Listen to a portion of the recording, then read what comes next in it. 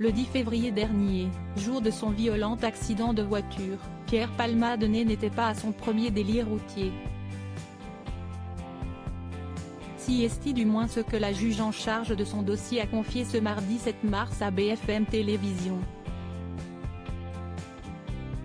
Si est un acte qu'il ne cesse de regretter, d'après les dires de sa sœur. Le 10 février dernier, si est sous l'emprise de la cocaïne que Pierre Palmade a provoqué un violent accident de voiture en Seine-et-Marne, non loin de son domicile. Au volant de son véhicule, l'humoriste a percuté une autre voiture, faisant 3 blessés graves. Un délit de plus dans le casier judiciaire de l'artiste, déjà condamné à 1 500 € d'amende pour détention et usage de stupéfiants en 2019.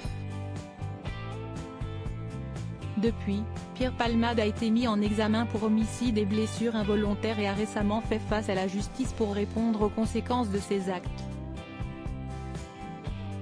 Alors que le juge a ordonné son placement en détention provisoire le 27 février dernier, l'ex-acolyte de Muriel Robin a finalement bénéficié d'une remise en liberté sous contrôle judiciaire ce mardi 7 mars.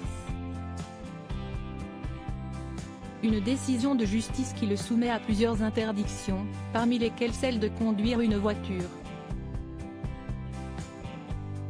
Affaire Pierre Palmade, la juge prend la parole. La juge d'instruction qui a accepté la remise en liberté de Pierre Palmade a expliqué son choix dans un document consulté par BFM Télévision.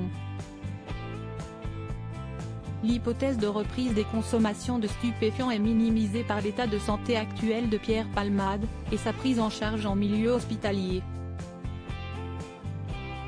Dans ce contexte, le risque de conduite d'un véhicule après usage de stupéfiants apparaît encore davantage amoindri, a-t-elle confié, tout en affirmant que l'humoriste n'a jamais fait état de délires routiers graves avant son accident de voiture.